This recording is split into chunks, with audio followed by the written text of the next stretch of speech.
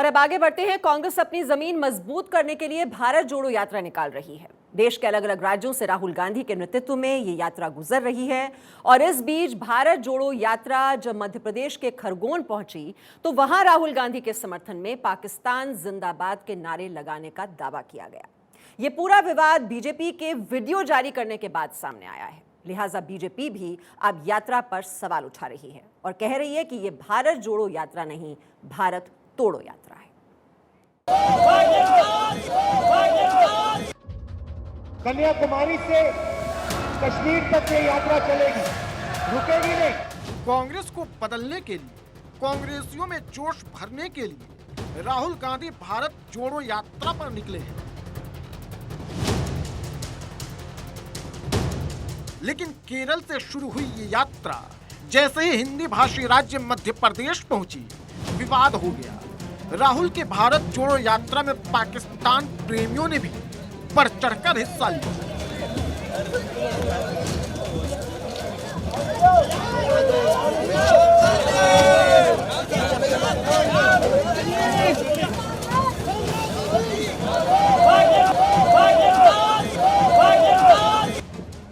लेकिन कांग्रेसियों ने यात्रा में शामिल पाक प्रेमियों को ये तो बताया था कि भारत जोड़ो यात्रा में राहुल गांधी जिंदाबाद, कांग्रेस जिंदाबाद के नारे लगाने हैं, लेकिन ये नहीं बताया था कि यात्रा में पाकिस्तान जिंदाबाद के नारे नहीं लगाने हैं।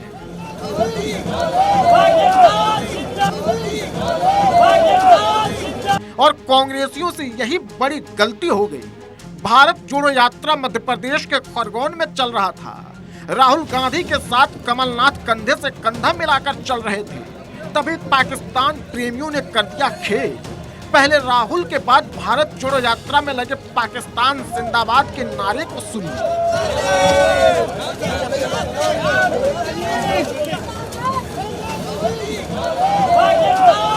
इस वीडियो में सबसे आखिरी में पाकिस्तान जिंदाबाद बोलते हुए भारत विरोधी नारा कैद हो गया। ताज्जुब की बात यह है कि इसमें कांग्रेस को कुछ गलत भी नहीं लगा और मध्य प्रदेश कांग्रेस ने इस वीडियो को अपने ऑफिशियल पेज पर अपलोड भी कर दिया।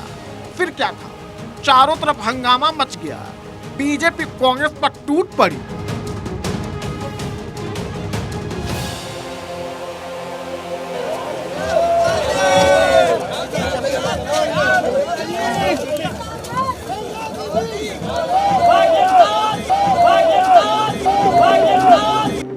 सवाल यह है कि जिसके साथ भारत 4 युद्ध लड़ चुका है, हर बार पाकिस्तान को ही मुंह की खानी पड़ी है, लेकिन उसके बाद भी कांग्रेस का पाकिस्तान प्रेमियों से मोह भंग नहीं हो रहा है। सवाल ये है कि क्या पाक प्रेमियों के दिल में राहुल गांधी और कांग्रेस की छवि सही करने के लिए भारत जोड़ो यात्रा निकाली गई है। सवाल तो ये भी है कि क्या भारत जोड़ो यात्रा के नाम पर राहुल गांधी कहीं हिंदू और भारत विरोधी लोगों को मंच तो नहीं दे रहे हैं। और मध्य प्रदेश के खरगोन में राहुल गांधी के सामने पाकिस्तान जिंदाबाद के नारे लगाए जाने के बाद बीजेपी अब एक्शन में आ गई है। बीजेपी राहुल गांधी और कांग्रेस के पाकिस्तान प्रेम को लेकर हमलावर हो गई है।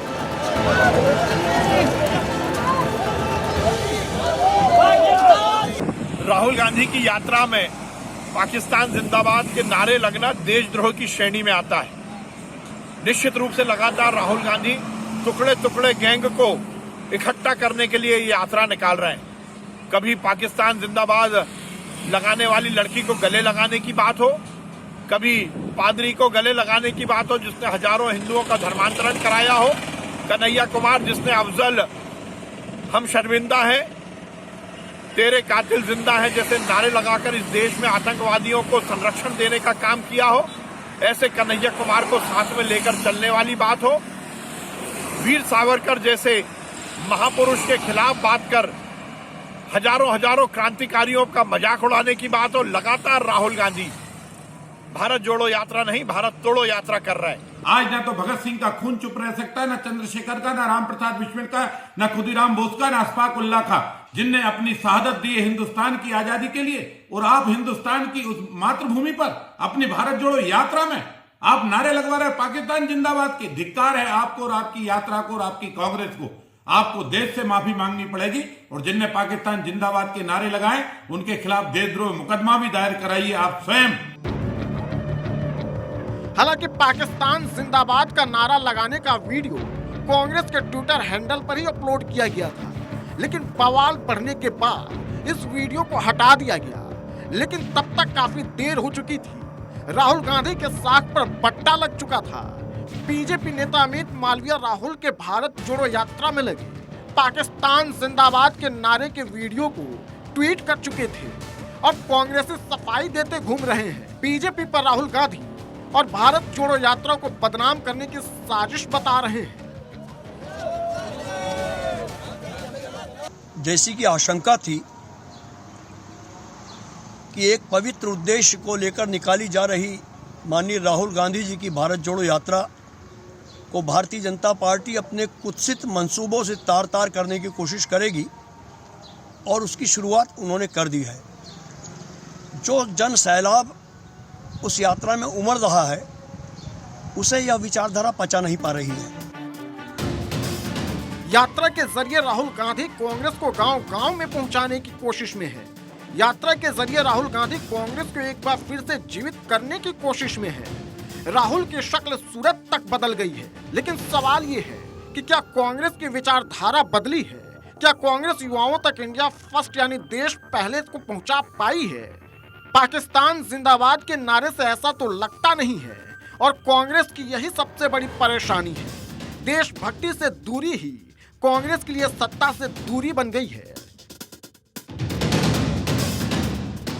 Bureau report, Bharat 24।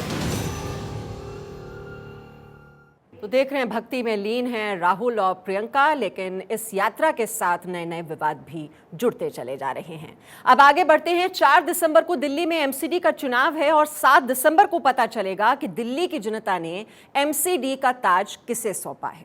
दिल्ली में सरकार आम आदमी पार्टी की और एमसीडी पर बीजेपी का कब्जा है। ऐसे में दोनों पार्टियां एमसीडी पर कब्जे के लिए एड़ी चोटी का जोर लगा रही हैं और अब ये लड़ाई हमला और हत्या पर आ गई है।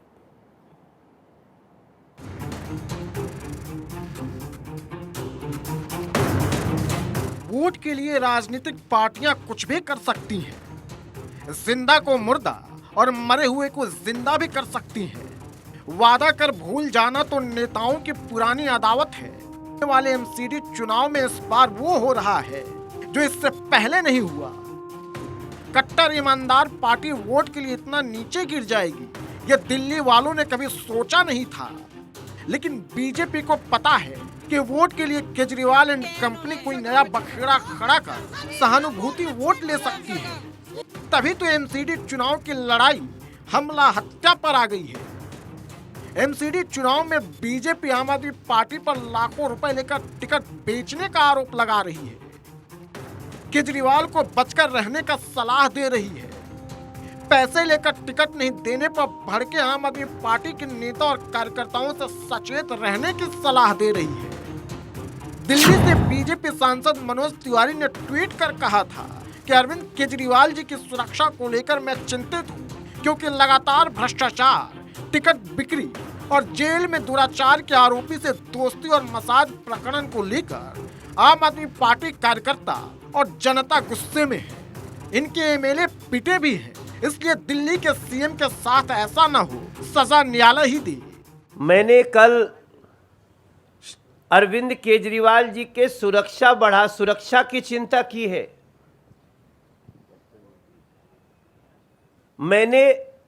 मैं तो उनको चाहता हूं कि वो सुरक्षित रहे। जिस प्रकार से उनके विधायक पिट रहे हैं, जिस प्रकार से उनका एक कार्यकर्ता मौत के मुंह में समा गया है, ये सारी स्थितियां बड़ी चिंताजनक हैं।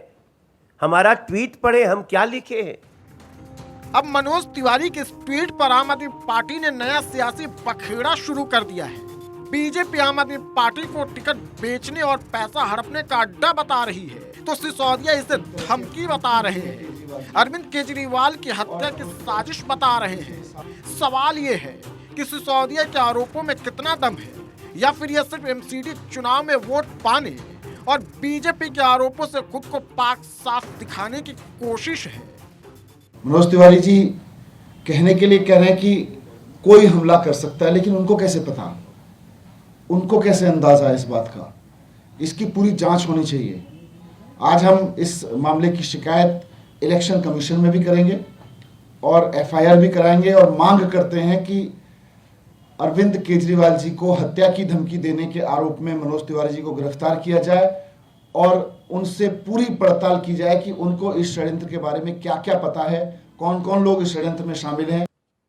ये हत्या की और हत्या की धमकी की जो स्क्रिप्ट है ना, ये आम आदमी पार्टी की बहुत पुरानी है। ये सब देखिए हमारे पास क्या है, ये देखिए, ये सब मनीष सिसोदिया जी का ट्वीट है। केजरीवाल की हत्या करवाना चाहती है बीजेपी। किस डेट की है? ये 2019 में है। ये अलग अलग डेट है। तो ये तो हर साल, खाली साल बदलता है, इनका आरोप यही रहता है। दिल्ली में 4 दिसंबर को एनसीडी का चुनाव है और 7 दिसंबर को नतीजे आएंगे। एनसीडी पर बीते 15 सालों से बीजेपी का कब्जा है, लेकिन इस बार आम आदमी पार्टी एनसीडी पर कब्जे की कोशिश में है। सिसोदिया केजरीवाल की हत्या की साजिश का आरोप लगा रहे हैं, लेकिन आम आदमी पार्टी के ट्रेड विंग के प्रदेश सचिव संदीप भारद्वाज के खुदकुशी करने पर बीजेपी केजरीवाल एंड कंपनी पर ही सवाल उठा रही है। बीजेपी से एमसीडी चुनाव की आड़ में हत्या का खेल बता रही है। उनकी हत्या हुई है और इन सारे बातों से, प्रमाणों से हम अलग नहीं हो सकते हैं। इसलिए हम चाहते हैं कि इस केस में एक उच्च स्तरीय जांच हो, न्यायिक जांच हो, जिस स्तर पे भी जांच हो।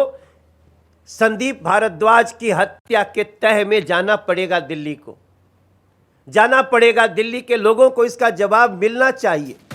संदीप भारद्वाज की मौत को लेकर न्यूज एजेंसी एएनआई को उनके दोस्त ने जो खुलासा किया है वो चौंकाने वाला है। संदीप आम आदमी पार्टी के विधायक शिव चरण का काम देखते थे और एमसीडी चुनाव लड़ने की तैयारी में थे, लेकिन उन्हें टिकट नहीं मिली, जिसको लेकर वो परेशान थे। Bureau report, Bharat 24। जिन्होंने हिंदुस्तान को हिंदुस्तान बनाया, जिन्होंने भारत के गौरव को आगे बढ़ाया, उन नायकों को भुला दिया गया।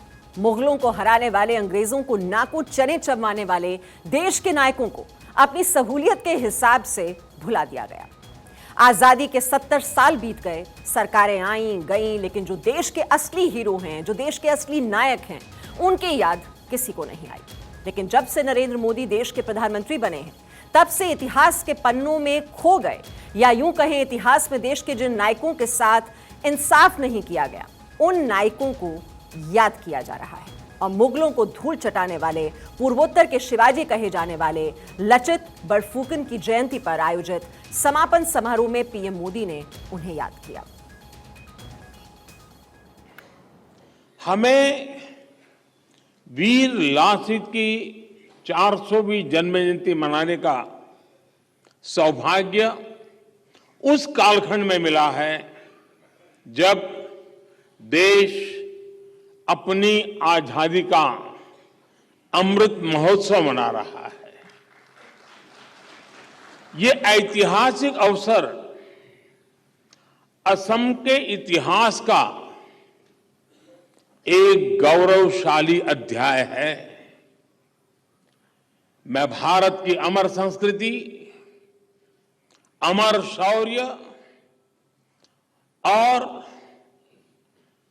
अमर अस्तित्व के इस पर्व पर इस महान परंपरा को प्रणाम करता हूं।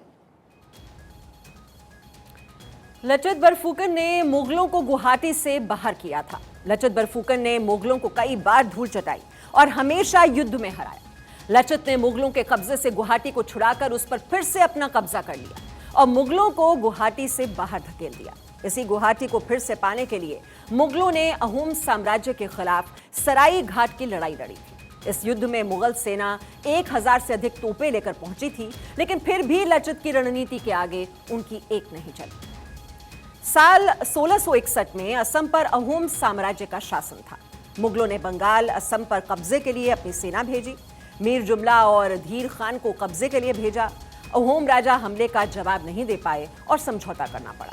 साल 1665 में लचित बरफुकन को अहोम सेना का मुख्य सेनाध्यक्ष बनाया गया। लचित की सबसे बड़ी चुनौती असम से मुगलों को भगाने की थी। अहोम राजा चक्रध्वज सिंगा ने गुवाहाटी से मुगलों को खदेड़ने की जिम्मेदारी सौंपी। 1671 में सराई घाट की लड़ाई में लचित बोरफुकन ने मुगलों को हराया। औरंगजेब के सेनापति राम सिंह प्रथम सहित मुगल सेना को भगाया।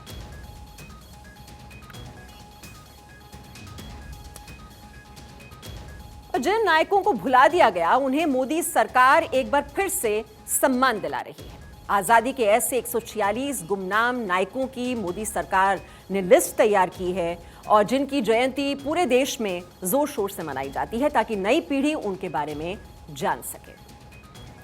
और इसमें नेताजी सुभाष चंद्र बोस, लचित बरफुकन, बिरसा मुंडा, कन्हैया लाल माणिकलाल मुंशी, मातंगनी हजरा, विनायक दामोदर सावरकर, पीर अली खान, कमला देवी चट्टोपाध्याय, तिरुपुर कुमारन, डॉक्टर लक्ष्मी सहगल, तारा रानी श्रीवास्तव, अल्लूरी सीताराम राजू, एनजी रांगा, पोटी श्रीरामल्लू, कनेगाटी हनुमंथु, परबती गिरी, अबदी बानो बेगम, बीश्री देव।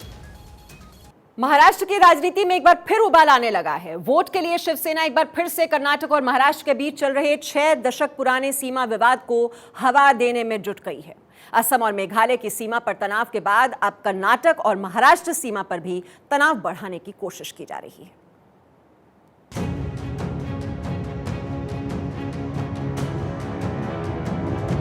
दो देशों के बीच सीमा विवाद तो सुना होगा, लेकिन क्या दो राज्यों के बीच आपने सीमा विवाद सुना है?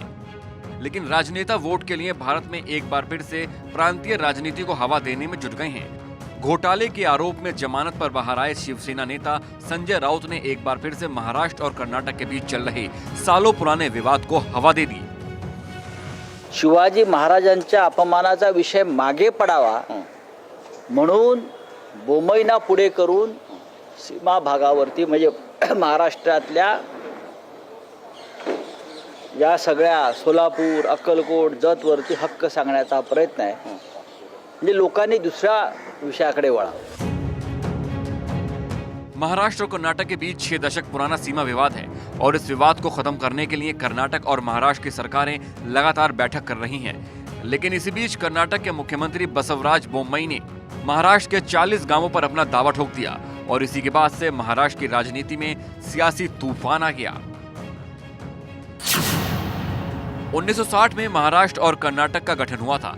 कर्नाटक सीमा से सटे मराठी भाषी 865 गांवों पर महाराष्ट्र का दावा है, जबकि कर्नाटक ने महाराष्ट्र सीमा से सटे 260 कन्नड़ गांवों पर दावा किया है। इनमें से बेलगावी को लेकर दोनों राज्यों में मुख्य विवाद है। विवाद सुलझाने के लिए केंद्र ने आयोग का गठन किया। आयोग की रिपोर्ट दोनों राज्यों ने मानने से इनकार किया है और कर्नाटक के सीएम बोम्मई ने महाराष्ट्र सीमा से सटे 40 गांवों पर दावा ठोककर नया सियासी तूफान मचा दिया है। हालांकि दोनों ही राज्यों में बीजेपी की सरकार है, तो शिवसेना विवाद सुलझाने की जगह वोट पॉलिटिक्स पर उतर आई है। Bureau report, Bharat 24। और आईआईटी रुड़की का 175वां स्थापना दिवस समारोह बड़ी ही धूमधाम से मनाया गया। मुख्य अतिथि के तौर पर शामिल हुए लोकसभा अध्यक्ष ओम बिरला ने कहा कि उत्तराखंड की धरती आध्यात्मिक और सांस्कृतिक तौर पर काफी महत्वपूर्ण है। साथ ही औद्योगिक विज्ञान और टेक्नोलॉजी के क्षेत्र में भी उत्तराखंड का बड़ा योगदान है।